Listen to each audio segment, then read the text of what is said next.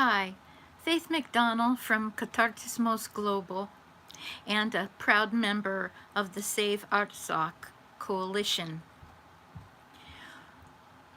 When I was growing up in the Salvation Army, I learned about Joe the Turk. I learned that Joe the Turk was actually not Turkish. He was Armenian. He was born and lived at least half of his life before the Armenian genocide. So I guess it wasn't a horrible thing to call yourself a Turk and be an Armenian at that time. He was born in Turkey, but his father was an Armenian Orthodox priest who died when he was a little boy, and his mother also died when he was a young teenager. And why am I telling you this? Because my Salvation Army friends know very well about Joe the Turk. We even have spoon rests, or hot plates, I guess you would call it, with Joe the Turk's picture on it. He was an incredible man and a hero in the Salvation Army. And this says, dare to be different, because he was a very different guy, and I'll tell you some about him. But he was different, not just to be different, but he was different to call people to Jesus in the Salvation Army. But I'm afraid that a lot of my friends in the Salvation Army may forget that Joe the Turk, whose real name was Joseph Garabed, or Joseph Garabedian originally, was not Turkish. He was Armenian. And today, in his honor, the Salvation Army in America should be standing up for the Armenians who are under blockade in Nagorno Karabakh, also called Artsakh, by the Azerbaijan government and its ally, Turkey. And at the same time, I wanted to inform my Armenian friends, who I have been standing with for Artsakh, about this very special guy that they may not know about, but who just exemplifies what it means to be a courageous and outspoken Armenian Christian. So that's Joe the Turk. Captain Joseph Garabed. He was a captain in the Salvation Army. After having grown up, as I said, as pretty much an orphan, and getting to the United States, and having problems with alcohol, being an alcoholic for a while until God saved him out of that. But I want to tell you some of the things, because, you know, it's been a long time since I grew up in the Salvation Army and learned about Joe the Turk. So I'm going to depend upon some of my friends and other sources. My friend Major Billy Francis wrote an article about Joe the Turk, which I'm going to borrow greatly from. So, of course, this is going to be backwards for you. But I do want to tell you some of this because it's such a fascinating story. But here's another picture of Captain Joseph Garabed. He was born to Armenian parents in Talis, Turkey in 1860, and as I said, his father was an Armenian apostolic priest who died when he was 3 years old. He was actually born Nishan, not Joseph. Nishan der Garabedian. His mother died when he was 14. He changed his name to Joe Garabed, and made his way to London before boarding a ship to work with his brother as a shoemaker in Worcester, Massachusetts. Before leaving London, he witnessed Salvationists, people from the Salvation Army, being attacked on the streets. And even though he couldn't speak English, he defended the group and briefly became their bodyguard. He was a pretty tough character. He left his brother's employ and traveled the country. He was often fired due to his ever-increasing alcoholism and explosive temper, but his redeeming qualities were his physical strength and innovative, smart mind, which you can definitely see through his whole life. He opened his own shoe store in San Francisco, where he met another person from the Salvation Army. And through the love and patience of this man, John Millsaps, he accepted Jesus into his life. And on July 24, 1887, he became an officer, that is a pastor, in the Salvation Army, and became a traveling evangelist. Of course, this is in the days before cars, so he was not traveling around in cars. He became one of the Salvation Army's most celebrated, fabled officers. And that is why I think it's important for the Salvation Army today to know what desperate situation Armenian Christians are in right now in Artsakh, and to reach out and help in the ways that they're able to. He played a cornet, which is the Salvation Army version of a trumpet. I mean, if you're a musician, you already know that, and that's a really dumb way to explain it. But if you're not a musician, it's like a shortened trumpet, sort of like a bugle, but with keys, like a trumpet has. His eccentric theatrical approach to evangelism also attracted the attention of authorities. He was trying to attract the people by being pretty flamboyant and out there and wearing his interesting Salvation Army uniform, wearing this Guernsey with the big Salvation Army crest on it. Sometimes he wore the cap, the Salvation Army cap. Sometimes he wore a fez. So anything to bring people in for attention. But unfortunately, it's Billy Francis says, he also attracted the attention of the authorities, and he was arrested 53 times, most often for disturbing the peace. I'm going to move on right now. Well, first, let me just give you this quote back to the Salvation Army and to my Armenian friends.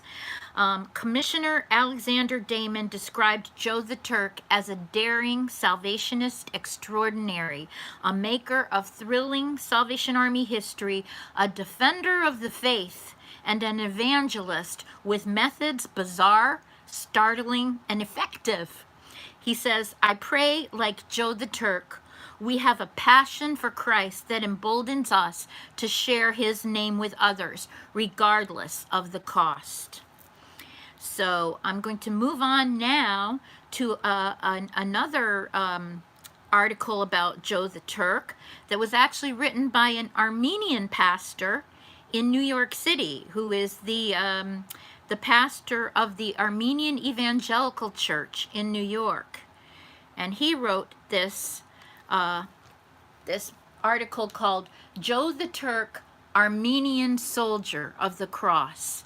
And you know, that really exemplifies Armenian Christians for all times as soldiers of the cross. And here's the picture that was actually in the newspaper back like in the turn of the century when he was doing his thing. The turn of the previous century, I should say. And this pastor, this Armenian pastor says, Joe the Turk is the most influential soldier in the history of the Salvation Army of America. I'm going to go on because we've already heard about his career as a shoe salesman and then into becoming a Salvation Army officer. But this part is very interesting. His adventures include stopping the lynching of a fellow Salvation Army officer in Green Bay, Wisconsin. Joe used his large frame to fight off the mob, giving his friend a window to escape. And then the Armenian pastor, says, "My favorite story is when he led a mini revolution in Macomb, Illinois, to get rid of the corrupt mayor who didn't allow elections to be held." Well, that kind of political activism reminds me of the Armenians in California a few weeks ago who stood up for their children against the crazy school boards and their attempts to change children's genders. So Joe the Turk, Joe the Armenian captain, of the Armenian soldier of the cross, was doing that way back then. So he got rid of the corrupt mayor in Macomb, Illinois, and became the temporary mayor of the town for 5 weeks until they had proper elections and voted in a new candidate. In the fall of 1937, Joe Garabed, or Joe der Garabedian, or Joe the Turk, captain in the Salvation Army, passed away or was promoted to glory in New York City. He had served the Salvation Army for 38 years, having led thousands of Americans to a transformative faith in Jesus Christ. His tombstone reads, "Joseph Garabed, an Armenian soldier of the cross." And finally, something that I had not known about at all. I didn't know about the Macomb, Illinois, or the preventing the lynching in Wisconsin either. But actually, when he died, there was an obituary in the New York Times. So this was October 14th, 1937, and it announced, they didn't, probably the New York Times didn't get all the information on all the wild stuff he had done, but for them, the biggest thing was that Staff Captain Joseph Garabed retired, more familiarly known as Joe the Turk, who for more than 50 years served as an officer of the Salvation Army and who was the first man to solicit funds dressed as Santa Claus. Well, I always used to tell people, oh, the way the Hollywood does it is crazy. No Salvation Army person ever dressed as Santa Claus and stood with a Christmas kettle. Well, I guess I was wrong. I guess that was one of Joe the Turk's flamboyant disguises, to dress as Santa Claus and to solicit funds for the Christmas appeal for the Salvation Army. So anyway, that's Joe the Turk, and I'm giving you all that information, but what my Salvation Army friends who know about Joe the Turk need to know is that his fellow countrymen are in desperate situation. They're in the 219th day of the blockade in Artsakh. There have been children who have died. There's no food left. They have no fuel or gas. Ambulances have run out of gas and not been able to get to people to get them to the hospitals. The electricity is turned off. Azerbaijan wants them to just lay down and submit, wants them to submit to a Islamic country that is supported by Turkey. We as fellow Christians need to stand up for them. This is not the first time that Azerbaijan has been brutal to the Armenian people in Nagorno Karabakh. When I was in Moscow in, I think it was 1990, we went to Yerevan and we met Armenians who had just fled from Nagorno Karabakh because they were being killed.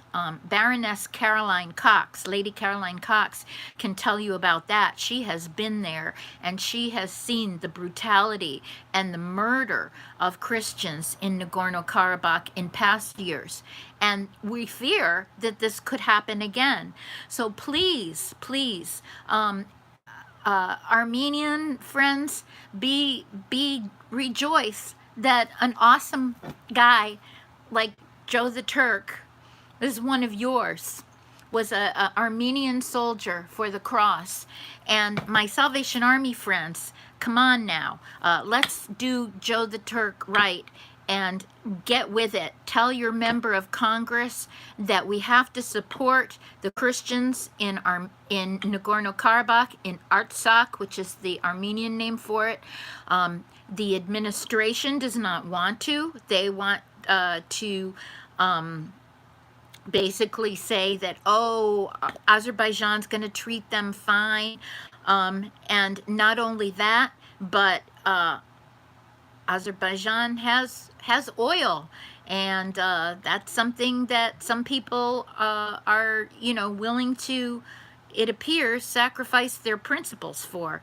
So please reach out to me. You can reach out to me on this YouTube channel, or you can reach out to me at Katartismos, at advocacy at kgiglobal.org, if you want to know more. And I can put you in touch with the Armenian National Committee of America, with our friends at Christian Solidarity International, or with the effort that's being led even in the Anglican Church in North America that I'm a part of. So please say a prayer right now for the Christians in Artsakh, and thank God for the life of the amazing Joe the Turk. Thanks. Bye.